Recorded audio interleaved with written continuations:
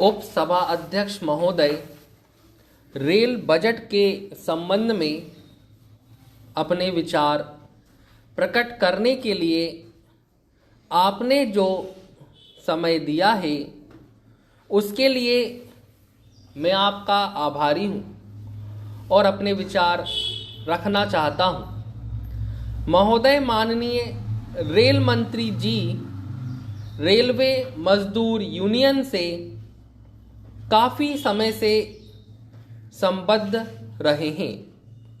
उनके द्वारा जब यह बजट प्रस्तुत किया गया था तो मन में यह आशा बंधी थी कि इसमें मजदूर यूनियनों का पूरा ध्यान रखा गया होगा, गरीब जनता का पूरा ध्यान होगा और साथ ही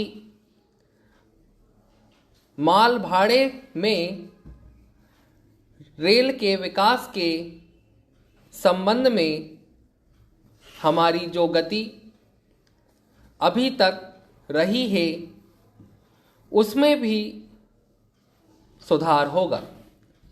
लेकिन बजट आने के पश्चात हमें ऐसा ना देखकर घोर निराशा हुई है।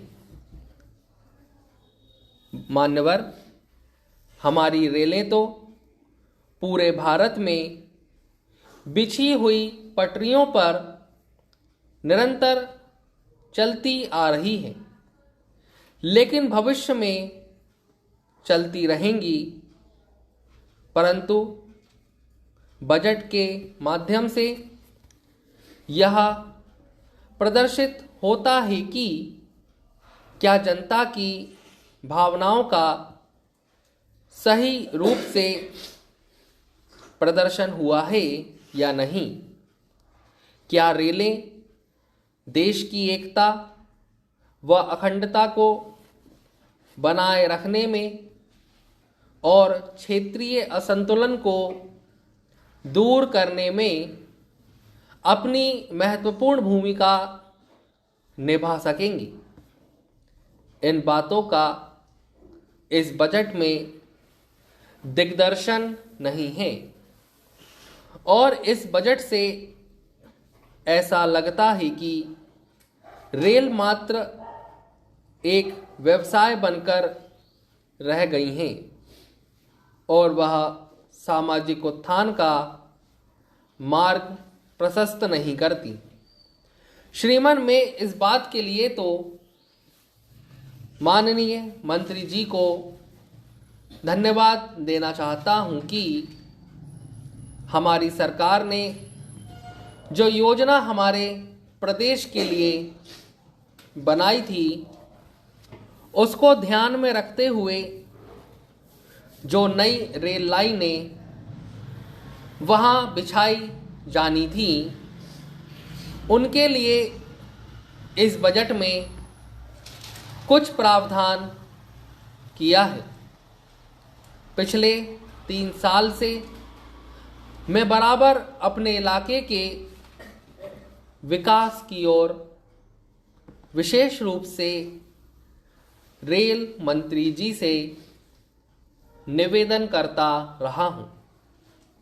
इसके लिए मैंने रेल मंत्रालय को यह सुझाव दिया था कि छोटे छोटे टुकड़ों को जोड़कर जो लंबी दूरी है उसको कम किया जा सकता है।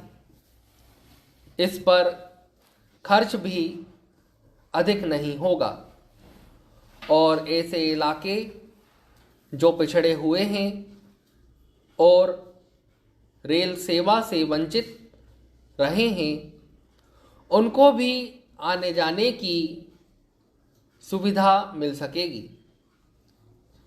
जिन क्षेत्रों की मैं बात कर रहा हूँ वहाँ पर बहुत से खनिज पदार्थ उपलब्ध हैं जिनसे विदेशी मुद्रा देश को मिल सकती है उनको ढोने में भारी कठिनाइयों का सामना करना पड़ता है। इसलिए वहाँ पर रेल सेवा होने से सुविधा होगी।